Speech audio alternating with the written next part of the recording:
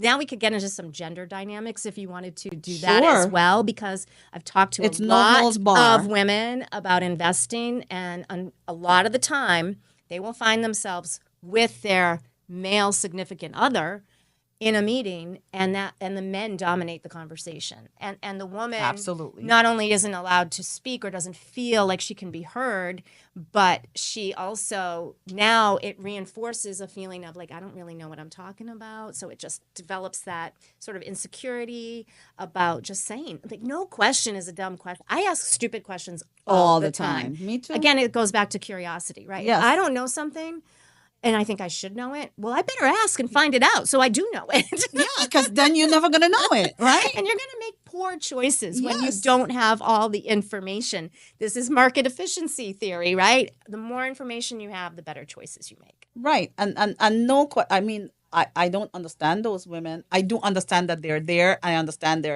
but they're not me and you. So when we're having our conversations, that's not how it works. Right. So But that's the reality for so it many women, is, and it it's is. unfortunate It because it's not is. their fault. It goes back to the school experience of being told they couldn't do math, and now the lived experience of being in a social dynamic where the men are controlling the conversation and they don't think their voice is worth being heard. And that's not true, ladies. Not true. Not true at all. Actually, I think your voice is probably better. Mm-hmm. Yeah, I mean, we tend to. I have a question for you about Okay. women and investing, but I do want to just say, I mean, I think women tend two things. You talk back to the transactional thing.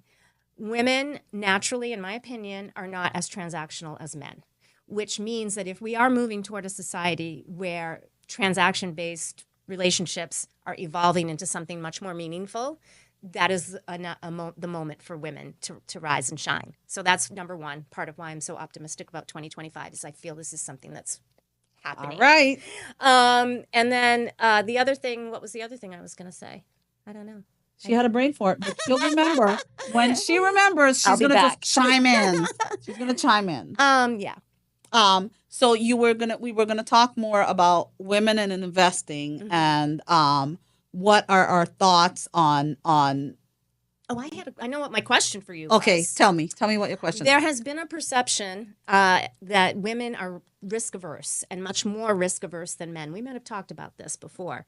And I think that that's flat out wrong, frankly. I think that we just want information. We just don't want to make choices blindly. Yes. That doesn't make us risk averse. It just makes us smart about risk. Yes. So I call it calculated risk. Okay. Exactly. So like a lot of times, my husband thinks I'm too risky. So does mine. And I'm crazy. Half of the times he thinks what I'm doing is crazy. But it's worked for us, right? So is it for us. So then I say, I go back to him like, when have you known that I take a risk without actually doing all my research, asking questions, talking to different people, and then I go into it? Yes, it's a risk, but I've calculated it. That's right. So it's happening. Sure, I make mistakes, right? Sure, we make mistakes with these, but that's all part of the process. And I feel like for me anyway, I would curious how you are in your everyday life. Like every decision I make is risk return analysis. What am I going to have for lunch? I don't know. Am I feeling like I want something healthy? Am I feeling like I can indulge in a cookie? What's the end result of that?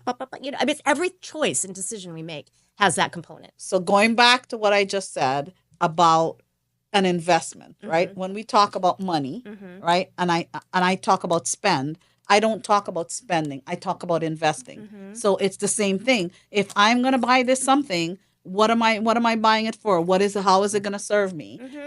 How is it not going to serve me? So because I think like that, sometimes I mindlessly do buy that pair of shoes. Because consumerism is alive and well. And it has to change because we're killing our souls and we're killing the planet.